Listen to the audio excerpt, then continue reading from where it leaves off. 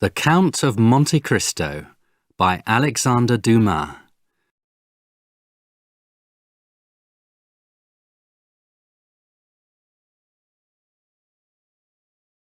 Chapter 3. Mercedes. Danglars and Caderousse sat at a table under a tree.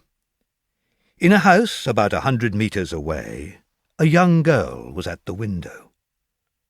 Her hair was as black as night, and her eyes were as dark and wonderful as the shadow of a forest. "Mercedes!" a voice shouted happily outside the house. "Mercedes!" "Ah!" cried the girl, and she ran to the door and opened it. "Here, Edmond, here I am." Edmond took Mercedes in his arms. The golden sunshine of Marseille shone on them. They were together, the only two people in the world. Edmond and Mercedes walked past La Réserve. Caderousse and Danglars were still there. "Hey, Edmond!" cried Caderousse. He got up from his seat. "Are you too proud to speak to your friends?" "No, my dear man," Dantès replied. "I am not proud, but I am happy. I was thinking about Mercedes." "When is the wedding?" asked Danglars. "Soon.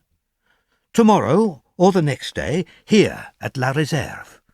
We hope that you and Caderousse will be there." "Tomorrow or the next day. You are in a hurry, Captain," said Danglars. "I am not a captain yet, Danglars," said Dantès. "But yes, we are in a hurry, because I must go to Paris." "To Paris? Do you have business there?" "It is not my business. Captain Leclerc asked me to finish some work for him." Yes, I understand," said Danglars. And he added, speaking to himself, "To Paris. He is taking Marshal Bertrand's letter there. Ah, I have an idea. Dantès, my friend, you are not captain of the Pharaoh yet." He turned towards Edmond. "A good journey," he cried. "Thank you, my friend," said Edmond. And the two lovers continued on their happy path. "Boy," shouted Danglars, "bring me a pen and paper." "It is a strange thought," said Caderousse.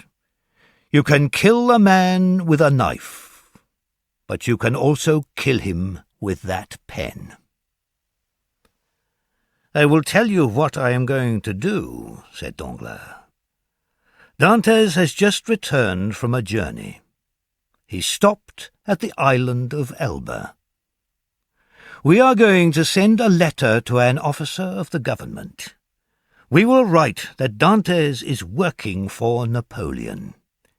He wants to bring Napoleon back as ruler of France." Danglars wrote, using his left hand.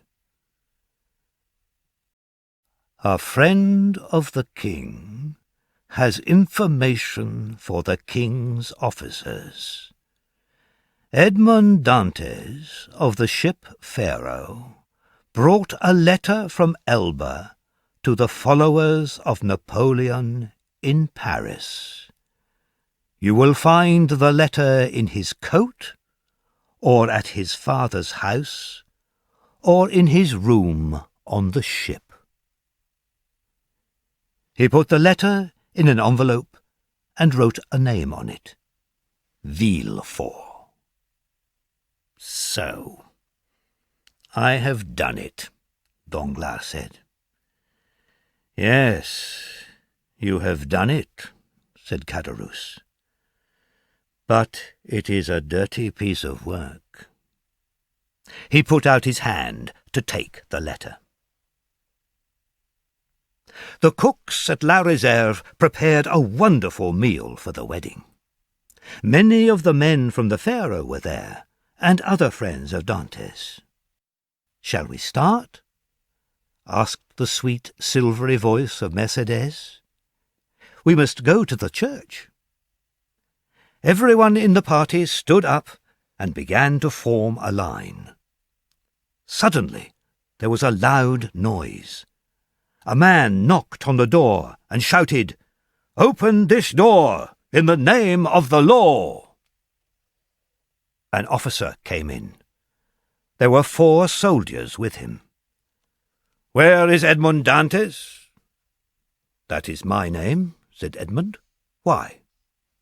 "I can't tell you. Someone will tell you the reason later." "Don't be afraid, my good friend," said Dantès. "They are making a mistake. That is all, I'm sure." Dantès went into the courtyard with the soldiers.